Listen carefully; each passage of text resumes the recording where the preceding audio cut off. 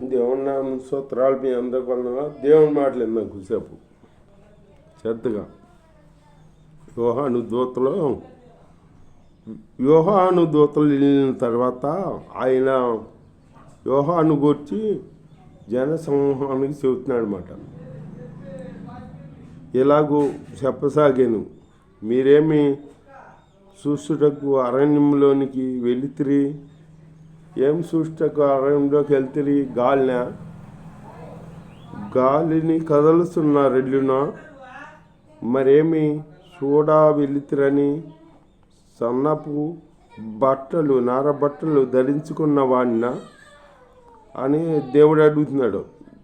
ఇదిగో ప్రస్తుత వస్త్రములు ధరించుకొని సుఖముగా జీవించువారు రాజు గృహంలో ఉంటారంట. సన్నపు వస్త్రాలు ధరించుకొని ఉన్నవాళ్ళు రాజు గృహంలో ఉంటారంట.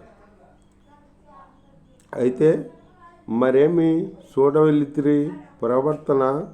అవును కానీ ప్రవర్త కంటే గొప్పవాడవని మీతో చెప్పుచున్నాను. హల్లెలూయా. ప్రవర్త కంటే గొప్పవాడని చెబుతున్నాడు అన్నమాట.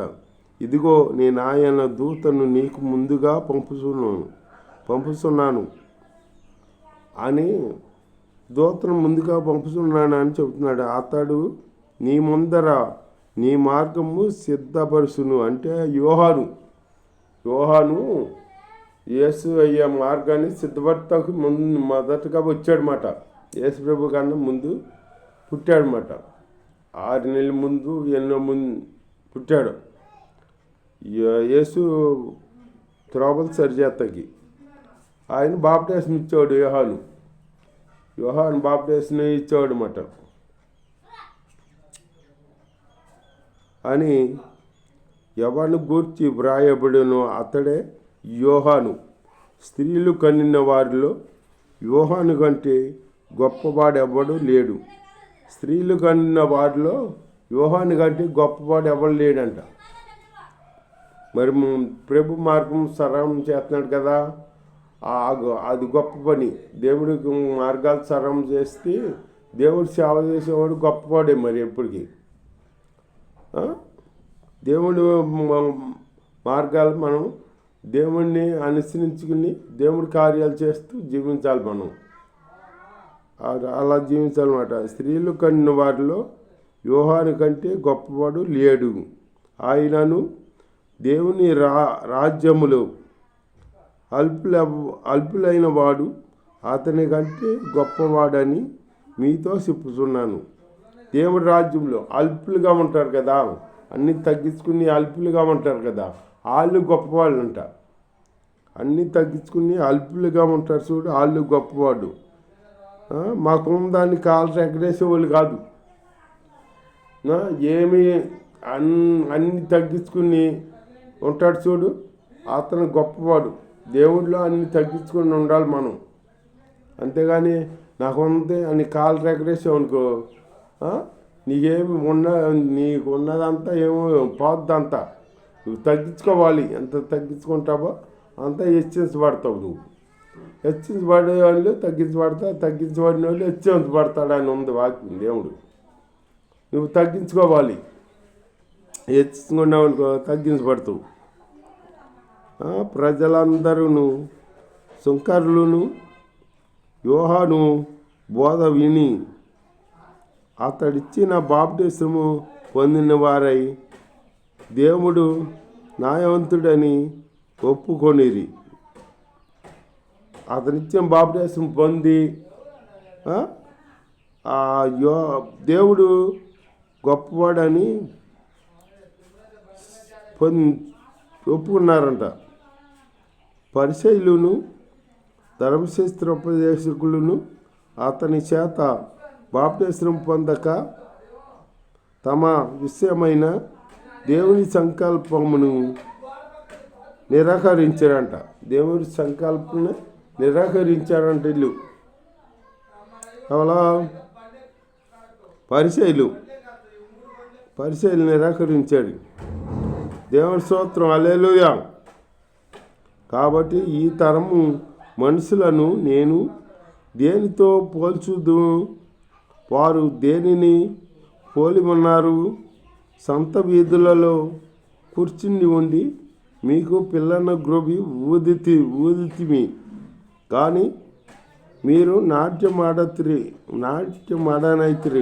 ప్రలాపించితిమి కానీ మీరు ఏడవరైతిరి అని ఒకరితో ఒకరు చెప్పుకొని పిలుపులాట ఆడుకొనుచు పిల్లకాయలను పోలి ఉన్నారు.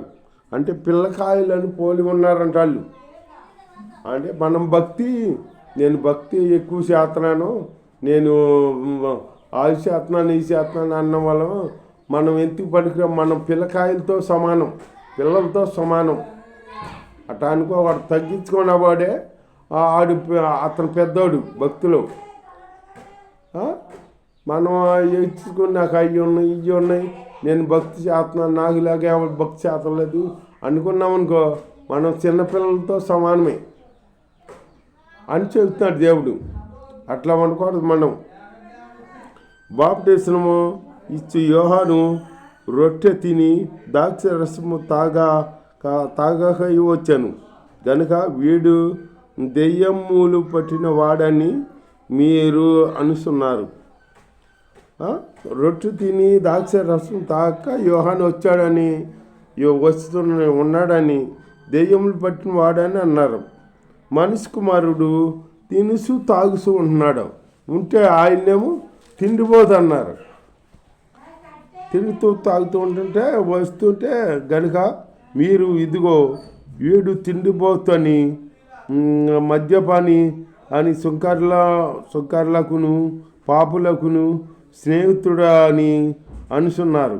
సుంకర్లు పాపులకు స్నేహితుడు అనుసున్నారన్నమాట. యోహానేమో రొట్టె తిని ద్రాక్ష రసం తాగకుండా ఉంటే అతనేమో దెయ్యం పట్టినవాడు అన్నారు. ఈ మనిషి కుమారుడు తింటుంటే నువ్వు తిండిపోతు అంటున్నారు. ఏ బరి తినపోతేనేమో దెయ్యం పట్టినవాడు అన్నారు, తింటేనేమో తిండిపోతు అంటున్నారు. ఇంకేంటి, ఏం చేయాలి? ఇంకా మనుషులు ఎట్లయితే అట్లా మాడతారు, ఎట్లా ఉంటే అట్లా మాడతారన్నమాట మనుషులు. దేవుడి స్తోత్రం, హల్లెలూయా. అయినా నువ్వు జ్ఞానమని దాన్ని సంబంధులందరిని బట్టి తీర్పు పొందుదురు. జ్ఞానాన్ని బట్టి జ్ఞానమని అంటారు వాళ్ళు, కానీ తీర్పు పొందుతారు వాళ్ళు. అట్లా నేనే గొప్పవాడిని అనుకున్నవాడు ఆడు తీర్పులోకి వెళ్తాడు. ఆడెప్పుడు మంచి భక్తి కాదు, ఏదో నేను గొప్పవాడిని అనుకుంటాడు అంతే. ఆడు అనుకుంటాడు అంతే. పక్కోడు చెప్పాలి మన గురించి, సాక్ష్యం చెప్పాలి. అట్లాంటి భక్తి ఉండాలి మనకి. పరిసయ్యులలో ఒకడు తనతో కూడా భోజనము చెయ్యవలెనని అడిగాను. పరిసయ్యుడు తనతో కూడా భోజనం చేయమని మా ఇంటికి భోజనానికి రమ్మని అడిగాడు మాట. యేసయ్యని అడిగాడు. ఆయన ఆ పరిసయ్యుని ఇంటికి వెళ్ళి భోజన పంక్తిని కూర్చున్నాడు.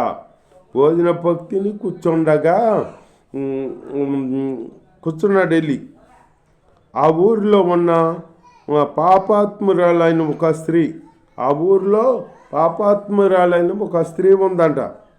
ఆ స్త్రీ యేసు పరిసయ్యుని వెంట భోజనమునకు కూర్చుని ఉన్నాడని తెలుసుకొని ఒక బుడ్డిలో అత్తరు తీసుకొని వచ్చి వెనుక తట్టు ఆయన పాదముల వద్ద నిలబడి ఏడ్చుసు కన్నీళ్లతో ఆయన పాదములను కన్నీళ్లతో తడిపిందన్నమాట.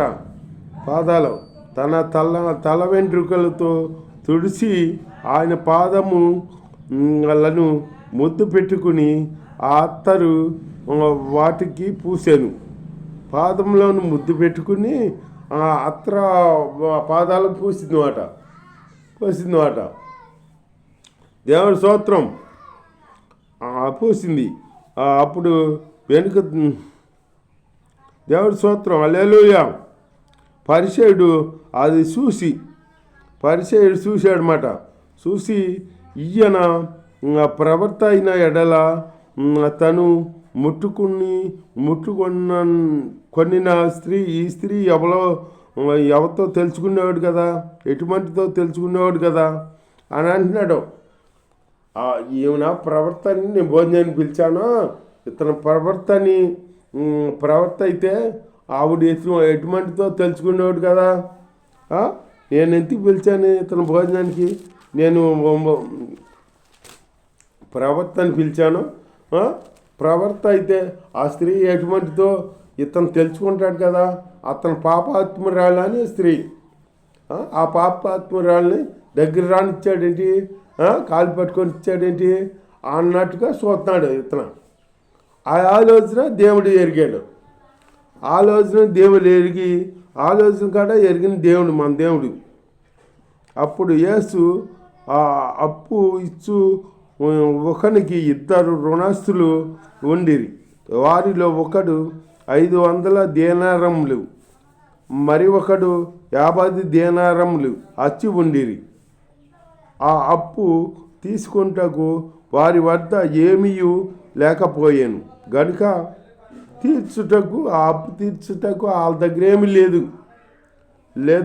లేకపోయేటప్పటికి దేవుడి స్తోత్రం, తీర్చుటకు ఏమీ లేదు. లేకపోయేటప్పటికి మరి ఒకడు 50 అప్పు తీర్చుటకు వారి వద్ద ఏమీ లేకపోయాను గనుక అతడు వారిద్దరిని క్షమించాను. ఇద్దరిని క్షమించాడంట, వాడిద్దరిని క్షమించాడంట దేవుడు. క్షమిస్తే అప్పుడు బోధకుడా చెప్పమని నేను, సీమోను నీతో ఒక మాట చెప్పవలేనని ఉన్నానని అతనితో అనగా అతడు బోధకుడా చెప్పమని నేను. అప్పుడు యేసు అప్పు ఇచ్చు ఒకనికి 2 రుణస్తులు ఉండిరి. 2 రుణస్తులు ఉండారని శిష్యులు చెప్పాడన్నమాట. ఆ పరిచయం వినాలని చెప్పాడన్నమాట. ఇద్దరిని క్షమింతే అప్పుడు నీవు సరిగ్గా యోచించితివి. అతనితో చెప్పి ఆ స్త్రీ వైపు తిరిగి చూసి సీమోను అతను క్షమింతే అతని ఇంటికి వెళ్ళి అతనికి అప్పున్నవాడిని మెడక పట్టుకున్నాడు అనమాట. పట్టుకుని ఆ అప్పు నేను ఇస్తానులంటే వినకుండా అతను చెరసాల్లో వేయించాడు అనమాట. చెరసాల్లో వేయితే ఆ మాట ఏళ్ళ పని వాళ్ళు ఒకటి తెలుసుకుని ఆ యజమానికి చెప్పాడు, అప్పు క్షమించిన యజమానికి చెబితే అప్పుడు ఇతను పిలిపించి అప్పుడు ఆ యజమాని అడిగాడు, నీకు నేను అప్పు క్షమించాను కదా, నువ్వు కూడా నీ రుణాస్తుని నువ్వు క్షమించాలి కదా, అట్లాంటి గుణం కలిగి ఉండాలి కదా నువ్వు కూడా, నీ అప్పు నేను క్షమించలేదా, నువ్వు ఎక్కువ వాళ్తే నేను క్షమించా, తక్కువ వాల్సినోడిని నువ్వు పీకా పట్టుకుని ఇట్లా చేస్తావా అని చెప్పేసి అతన్ని అడిగాడనమాట.